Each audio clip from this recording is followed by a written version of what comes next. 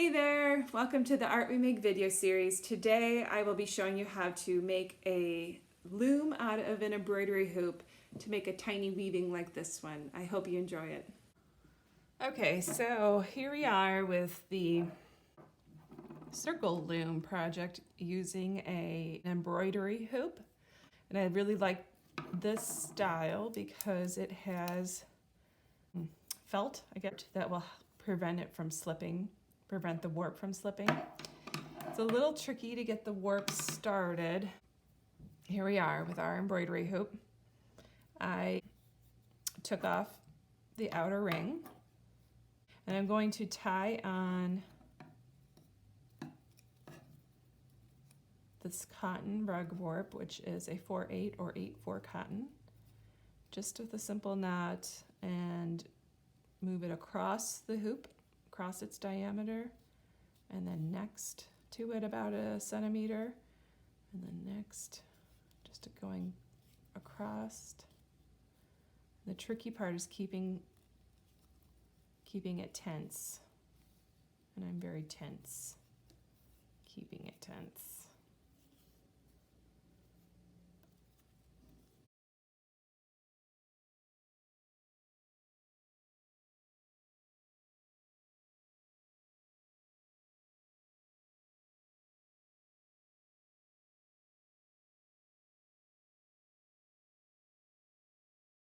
Try to tie a knot, but first I'm kind of winding it around to secure it before I tie a knot, because I'm afraid that if I let go it's going to just completely unravel. And I say this from experience because I just did 2 previous ones this way, and that I'm not showing that it unraveled. So at this point you can put your outer ring on, and that will just help snug those babies in. Keep your rug warp nice and secure. It's okay that it's not perfect. It'll get moved around when you start weaving. So to weave, I like to use different yarns, and then you also need an embroidery needle that will handle the thickness of your thread. So here's like 3 different sizes. This is a big Mama Jamma. This is good for the t-shirt yarn. I'm going to use this one. So I'm going to double my thread, my yarn, tying a knot in the back. So with these kind of pieces, since it'll be something you would hang on the wall, you can treat one side as the back and one side as the front. And you can start anywhere on the circle, coming back up. And you can also weave kind of at the perimeter, but we're going to pull everything towards the center. So I'm going over and under, and I'm going over and under sort of the front string and the back string, like treating those as one warp end essentially, instead of as 2. They're going to get squashed together.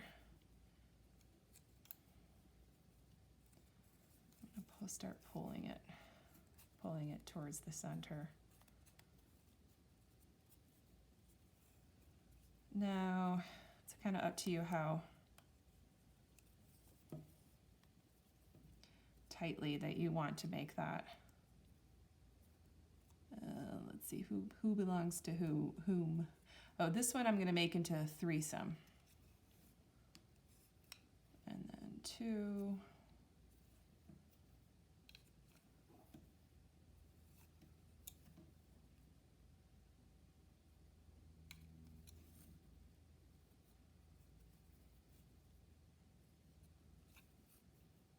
We're kind of like sorting out this first round, sorting everybody out.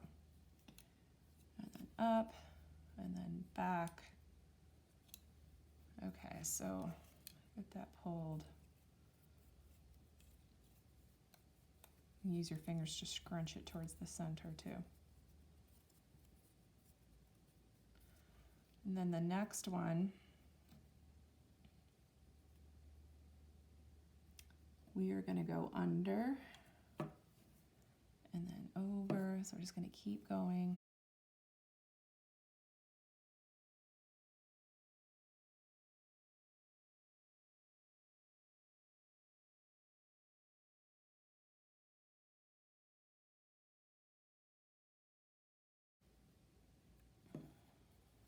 All right.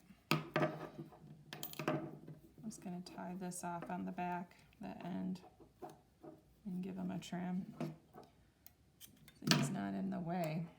And then I'm going to cut this free. Free.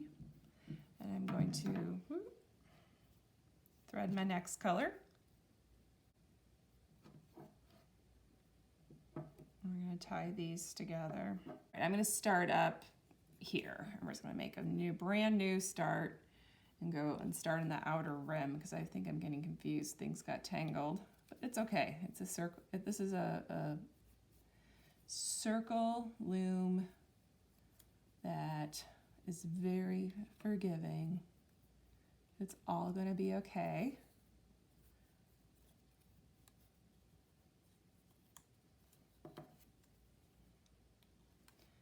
So over, under.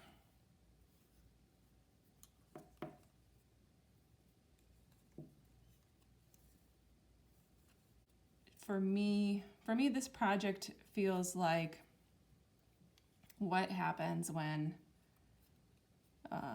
we all come together in this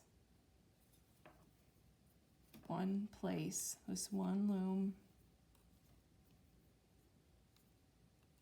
and find common ground. So this is a good weaving to teach collectivity, coalition. We are weaving together circles of communities into one piece, one giant collective.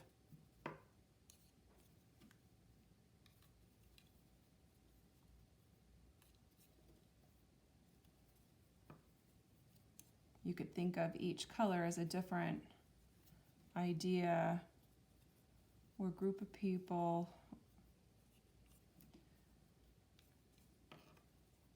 or family or neighbor.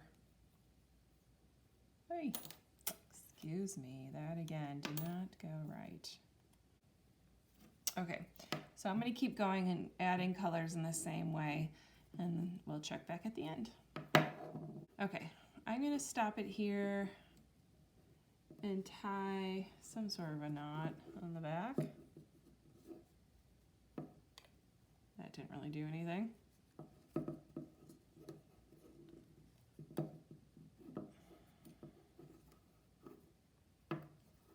Obviously, you could weave all the way to the edges, and you could keep your ends long if you wanted these ends and weave them back into your piece.